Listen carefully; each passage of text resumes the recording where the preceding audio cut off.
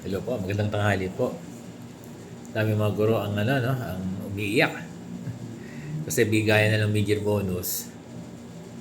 Alam ko simula ngayon at saka hanggang bukas, no? Halos lahat yan ay mabibigyan na ng major bonus. Eh, ang problema, yung mga garnies nandun sa land bank. Hindi nila makuha dahil garnies, ano? So, nakikiusap tayo sa land bank. Sana po, no? Ibigay nyo na muna. Alam niyo po, kailan lang, o nakahapon lang, o isang araw, may gurong nagbigti dahil siya ay garnish. So, marami-rami na rin po yung namamatay ng guro dahil sa kahirapan at lahat sila, ang common factor ay garnish. Kaya kaya nakikiusap tayo sa land bank. Kasi hindi lang guro ang mamamatay din yung pamilya. Alam niyo po na breadwinner yung breadwinner yung mga teachers. Ang inaasahan lang ay ang sahod nila sa land bank. Isipin niyo po na walang sinasahod yung mga teacher, papaano na. Common sense po.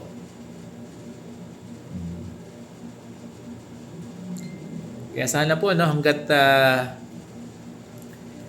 ina-appeal namin sa Supreme Court, ang mamakaawa kami sa Supreme Court, baka po pwedeng antayin niyo muna yung magiging sagot ng sulat namin sa Supreme Court para dito sa mga garnishment ng mga guro.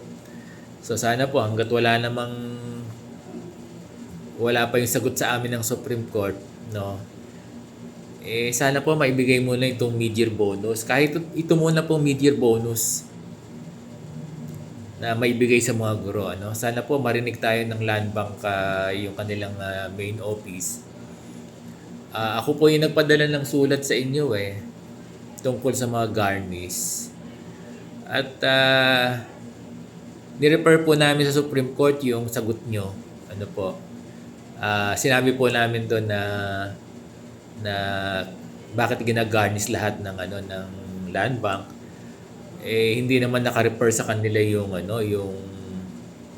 yung particular na court order na sinasabi naman po ron ay property sa bahay, pwede sa schools, sa kanyang work, sa probinsya.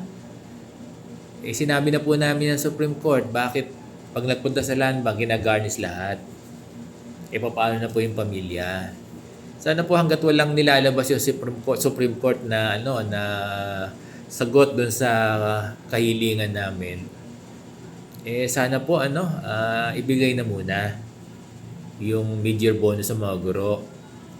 Paano po kung naging pabor yung Supreme Court sa sagot sa amin? Mag-i-refund po ba kayo ng mga kinuha nyo?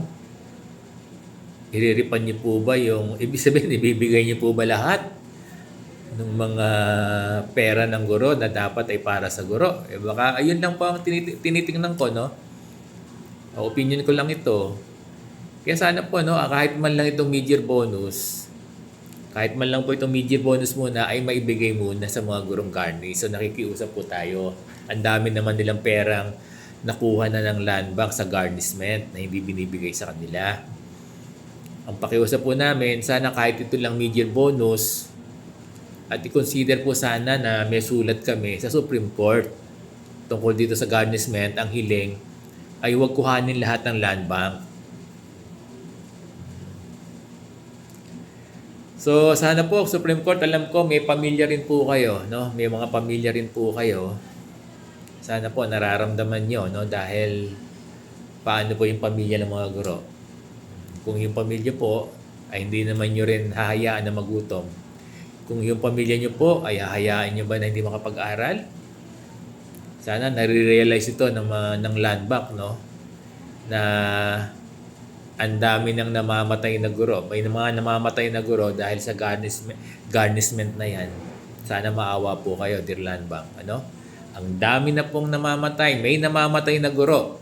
Yung recently lang, yung yes, nagbigti siya, no? Pang YouTube naman pala to. Sa Facebook kasi restricted So land bank, nakikiusap po kami kahit yung mid-year bonus lang po, no? Parang awa nyo na sa mga guro. ibigay nyo na po yung mid-year bonus nila. Salamat po.